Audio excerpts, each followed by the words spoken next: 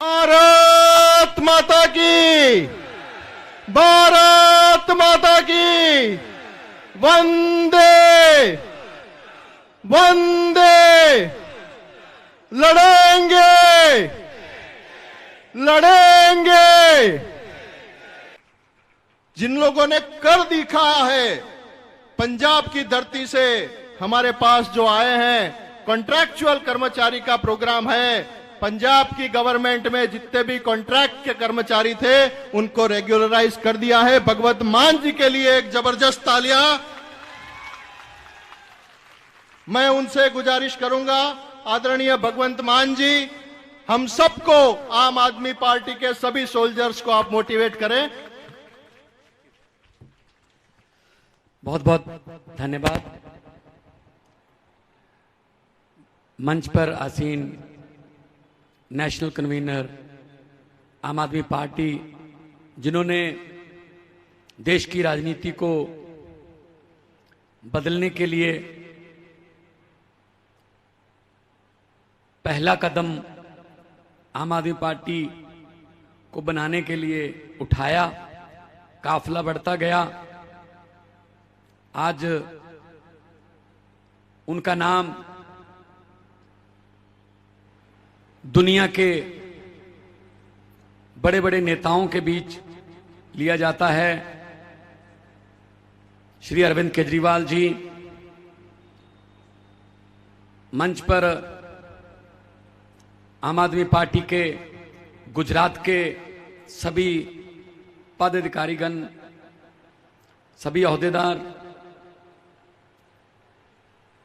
गुजरात का मीडिया,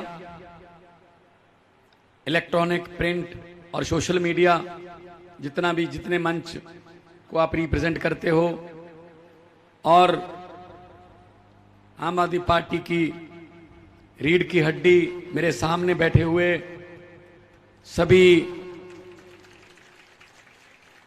जो कर्मचारी, जो इस उम्मीद को लेके आए हैं कि हमारी नौकरी पक्की होगी, हम बेफिक्र हो जाएंगे, हम निश्चिंत हो जाएंगे, ये उम्मीद लेके आप आए हैं। आपका यहां पर आना हमारे लिए सौभाग्य है। सबसे पहले मेरी तरफ से नमस्कार, सत श्री अकाल। दोस्तों, मेरे से पहले गोपाल भाई बोल रहे थे, मैं काफी गुजराती समझ लेता हूं, और उनका भी यही कहना था कि मुख्यमंत्री से मिलने की बात तो दूर, मंत्री और एमएलए और म्यूनिसिपल काउंसलर भी हमको नहीं मिलते, और सरकारें बना के वोट लेके हमारा चले जाते हैं। अभी मैं आ रहा था तो मुझे एक बड़ी हैरानीजनक बात पता चली। जो प्रोटोकॉल है उसमें पुलिस खड़ी थी, कुछ पुलिस नहीं थी, हाथ में डंडे थे, लेकिन वो सिविल वर्दी में थे। मुझे बताया गया कि जो सिविल वाले हैं वो पक्के हैं, जो वर्दी वाले हैं वो कच्चे हैं। मैंने कहा यार अजीब उल्टी बात है ये है? हाँ, ने कहा जिनको आपने पक्के रखा वर्दी उनको पहनाओ, अभी जिनको जो कच्चे हैं कम से कम उनको मनमर्जी के कपड़े तो पहनने दो।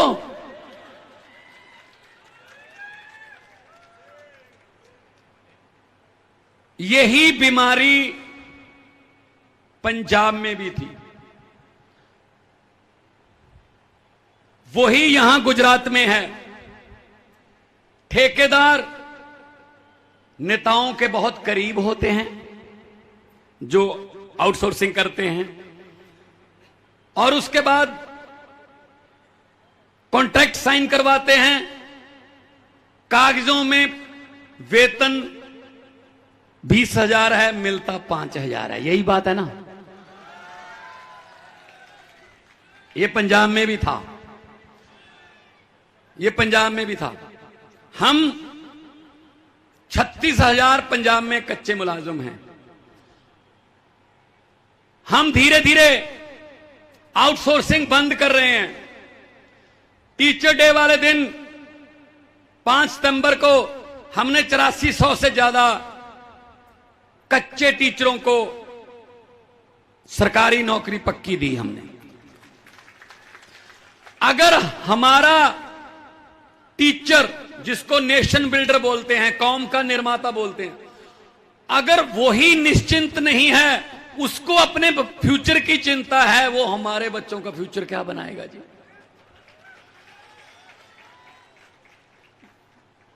हमारे यहां भी धरने, आंदोलन, पानी की टंकी पर चढ़ना आम बात थी। हमें 6 महीने हुए हैं, धीरे धीरे काम हो रहे हैं और लोगों को यकीन हो गया कि काम हो रहे हैं और काम पारदर्शिता से हो रहे हैं। 20,000 नौकरियां दी हैं। एक कोई आदमी खड़ा होकर कह दे मेरे से 1 रुपया मांगा गया इस नौकरी के लिए, तो हम जिम्मेदार हैं। इसलिए लोगों का विश्वास बन गया कि आम आदमी पार्टी वाले जो कहते हैं वो करते हैं। अरविंद केजरीवाल जी ने हम सबको ये निर्देश दिए हुए हैं, 5 काम बोलो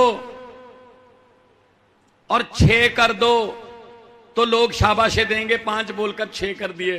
अगर 5 काम बोल के 4 करोगे तो लोग कहेंगे नहीं, इन्होंने वादा पूरा नहीं किया। इसलिए बोलो ही उतना जितना कर सकते हो।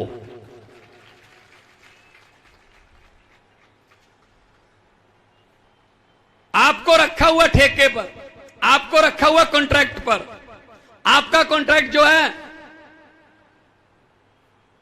वो कभी भी कैंसिल कर सकते हैं। उसमें क्लॉज है, चलो जी आप घर पे जाओ। लेकिन आप पर मैं हैरान हूं, है बंगाल के, अपना गुजरात के लोगों पर, कि आपका तो कॉन्ट्रैक्ट ये कभी भी कैंसिल कर देते हैं, लेकिन बीजेपी का कॉन्ट्रैक्ट आपने 27 साल से बढ़ाते ही चले जा रहे हैं। आप उनको, उनका कॉन्ट्रैक्ट भी खत्म कर दो ना इस बार। उनको भी बेरोजगार करो, थोड़ा पता चले कि बेरोजगारी क्या होती है। उनके सर पे भी तलवार लटके तो उनको पता चले कि दर्द क्या होता है। वो तो 27 साल से बैठे हैं, कभी इधर कभी उधर, कभी इधर कभी उधर, उधर वाले इधर, इधर वाले उधर, यही चल रहा है। वो इलेक्शन का समय था, किसी पार्टी के दफ्तर में आग लग गई, पार्टी के दफ्तर से फोन गया फायर ब्रिगेड को कि जल्दी पहुंचिए जी, हमारे दफ्तर में आग लग गई, ये विरोधियों की चाल है, हमारे जहां पूरा प्रचार की सामग्री, पोस्टर, झंडे यहीं पड़े हैं, सर हम इलेक्शन हार जाएंगे अगर ये आग आप पर काबू ना पाया गया। 5 मिनट के बाद उसी फायर ब्रिगेड में फिर फोन गया उसी आदमी का, कहते जी आने की जरूरत नहीं है, कोई आग बुझाऊ गाड़ी आने की यहां लाने की जरूरत नहीं है। तो उन्होंने पूछा क्या आग पर काबू पा लिया गया है? कहता आग पर काबू नहीं पा लिया, मैंने ही पार्टी बदल ली है, अब वो विरोधी पार्टी का दफ्तर है, जलने दो। ये होता रहा है आपके साथ, कभी इधर कभी उधर। अगर ये ऐसा कर सकते हैं नेता लोग, कभी उधर बदल गए कभी इधर बदल गए, तो तुम एक जगह पे क्यों खड़े हो? तुम भी इस बार झाड़ू उठा लो, बदल लो।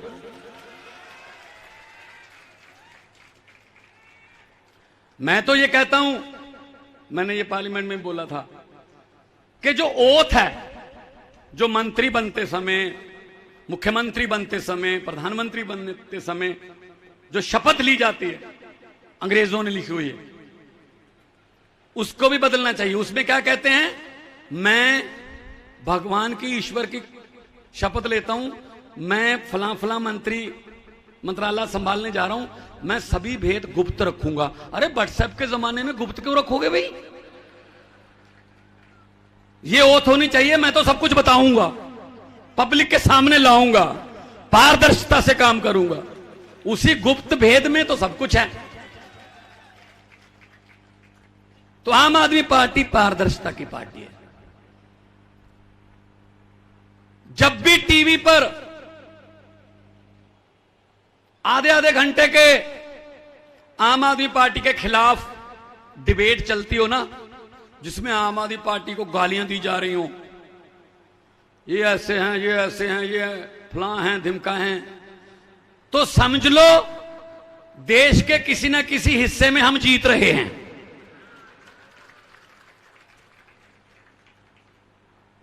आम आदमी पार्टी, आम लोगों की पार्टी,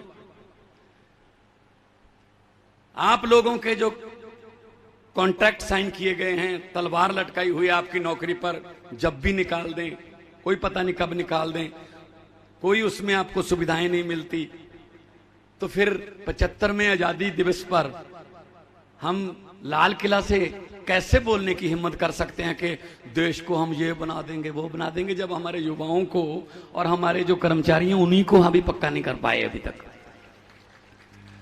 28 सितंबर को शहीद आजम भगत सिंह का जन्मदिन है।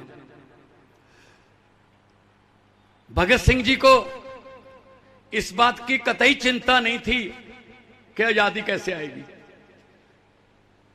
भगत सिंह जी को एक चिंता थी कि आजादी के बाद देश कौन से हाथों में जाएगा, और चिंता उनका डर सही साबित हो गया। अंग्रेजों ने उतना नहीं लूटा 200 साल में। अंग्रेज अभी आजकल शर्मिंदा होते होंगे कि हम 200 साल में उतनी लूट नहीं कर पाए जितने ये आप अपने मुल्क की खुद ही 2 साल में कर लेते हैं। कोई बैंक लूट के भाग गया, कोई देश की प्रॉपर्टी बाहर ले गया, किसी का लोन माफ कर दिया, गरीबों पर महंगाई, बेरोजगारी, गरीबी ये थोप दी।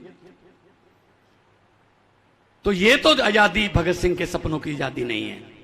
अगर वो आजादी जो भगत सिंह के सपनों की थी वो हमारे घरों तक पहुंच गई होती तो हमारे बच्चे सरकारी स्कूलों में पढ़ के बड़े अफसर बनने लगते, तो कचहरी में, कोर्ट में रिश्वत ना चलती, थाने में गरीब की सुनवाई होती, अगर वो आजादी हमारे पास आई होती। लेकिन ये आजादी महलों में और इनकी लाल बत्ती वाली गाड़ियों में रह गई। यही याद हुए, हम थोड़ी है। मैं तो जब से होश संभाला है, मैं सुबह सुबह 15 अगस्त को वो देखता हूं जो लाल किला पे फंक्शन होता है। जब से होश संभाला है वही भाषण, अफसरों का लिखा हुआ भाषण, बेरोजगारी पर चिंता व्यक्त, आतंकवाद पर थोड़ी ज्यादा चिंता व्यक्त, महंगाई और गरीबी पर और ज्यादा चिंता व्यक्त। कहते नमस्कार, ये था 15 अगस्त। मैं ये कहना चाहता हूं मेरे देश के वारिसों, मेरे देश को चलाने वालों, अगर हमारी किस्मत नहीं बदल सकते, कम से कम लाल किले वाला भाषण तो बदल लो। अब तो लाल किले के कबूतरों को भी भाषण याद हो गए हों।